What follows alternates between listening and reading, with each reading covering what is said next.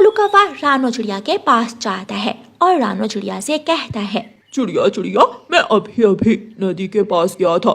नदी में ऊपर तक पानी है और नदी के पास एक खाली खेत भी है। क्यों ना हम उस खाली खेत में कोई खेती करें। कौवे भैया, कितनी बार हमने पहले भी खेती की है, लेकिन तुम आलसी कौवे हो। तुम मेरे साथ काम तो करवाते नहीं हो और जब फसल बांटने की बारी आती है तो दौड़े चले आते हो। माँ कसम, मैंने बदल लिया है, मैंने खुद को बदल लिया है। अब ऐसा नहीं होगा। मैं मेहनती कालू कौवा बन गया हूँ, तभी तो मैं तुम्हारे पास आया हूँ। रानो चिड़िया भी कालू कौवे की बातों में आ जाती है और कालू कौवे के साथ नदी किनारे जाती है।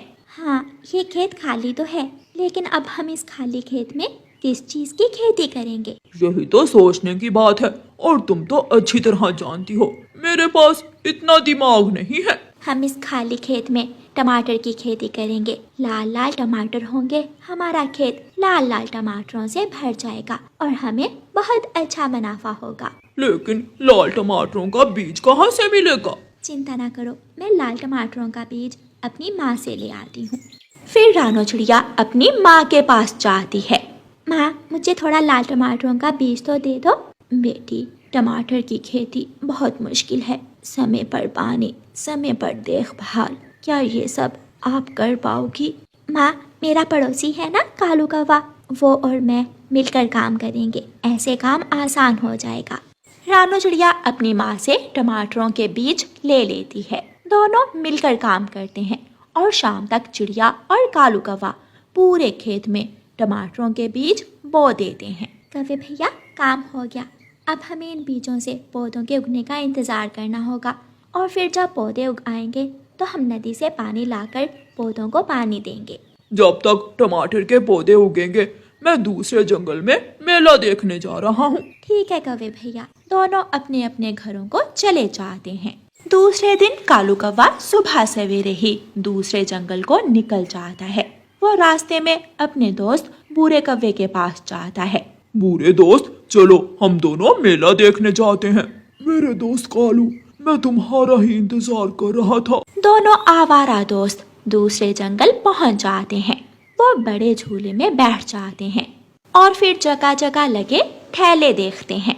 कालू, चलो उस मोटी बुलबुल से मिठाई छीन कर खाते हैं। बुलबुल मिठाई की दुकान से मिठाई लेकर खा रही थी कि कौवे पीछे से जाकर बुलबुल की मिठाई छीन लेते हैं। मेरी मिठाई मुझे वापस दो। मिठाई छीनी है, अगर शोर किया तो जान से जाओगी। कौवे कहते हैं हमें कौवे। वो सारा दिन मेला देखते हैं। ऐसे ही 2 दिन गुजर जाते हैं। रानो चिड़िया अपने खेत में जाती है। बीजों से छोटे छोटे टमाटर के पौधे उग चुके थे।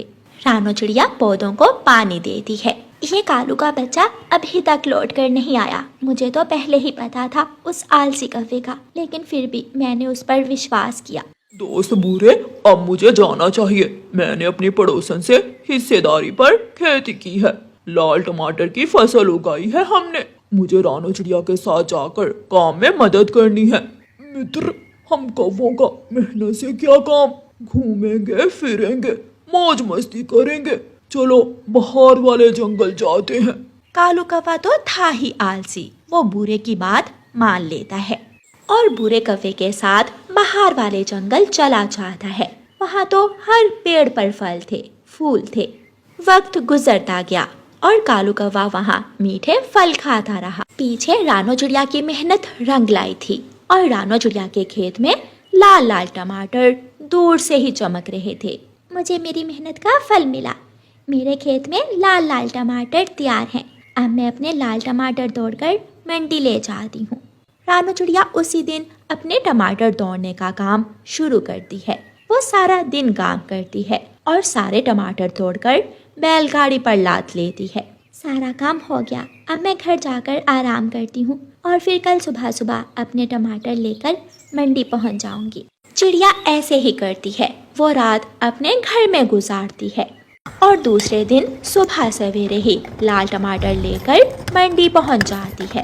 चिड़िया के टमाटर हाथों हाथ बिक जाते हैं क्योंकि टमाटर ताज़ा और अच्छी तरह पके हुए थे। रानो चिड़िया को अच्छा मुनाफा होता है और वह मुनाफा लेकर अपने घर आ जाती है। इन पैसों से मैं अपने घर को बड़ा करूंगी और अपनी जरूरत की चीजें लूंगी। आखिर बहार कब तक रहती है? कालू कौवा और बुरा कौवा जिस जंगल में गए थे वहाँ बहार का मौसम खत्म हो जाता है और फिर बारिशें शुरू हो जाती हैं। दोस्त कालू, अब बारिश शुरू हो गई है और मैं बारिश के दिन अपने गांव वाले जंगल में माँ के पास गुजारता हूँ। मैं तो जा रहा हूँ और तुम बारिश के दिन कहाँ गुजारोगे? कालू कौवा वापस अपने जंगल उड़ता है। तेज बारिश में बहुत मुश्किल से कालू कौवा अपने जंगल वापस आता है। वो सीधा नदी के पास जाता है। टमाटर की फसल तो चिड़िया ने काट भी ली, लेकिन मेरा हिस्सा तो मुझे मिलना चाहिए। कौवा रानो चिड़िया के दरवाजे पर जाता है और रानो चिड़िया से कहता है, चिड़िया चिड़िया, मेरे हिस्से के टमाटर कहाँ हैं? कालू कौवे भाग जाओ यहाँ से, मुझे आराम करने दो। अब 2 महीने बाद तुम्हें अपने टमाटर और अपना हिस्सा याद आ गया। मैंने टमाटर मंडी बेच दिए हैं, लेकिन तुम्हें कुछ नहीं मिलेगा। अब मैं कहाँ जाऊँगा?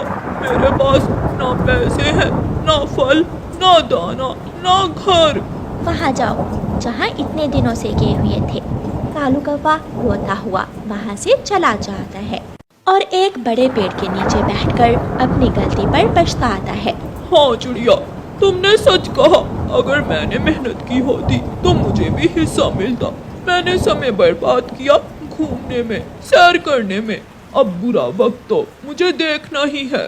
फिर कालू कौवा वहाँ बैठा रोता रहता है और रानो चिड़िया अपने घर में बारिश का आनंद लेती है। प्यारे दोस्तों, इस कहानी को लाइक, अपने दोस्तों के साथ शेयर और चैनल को सब्सक्राइब करना बिल्कुल मत भूलना। आपका धन्यवाद।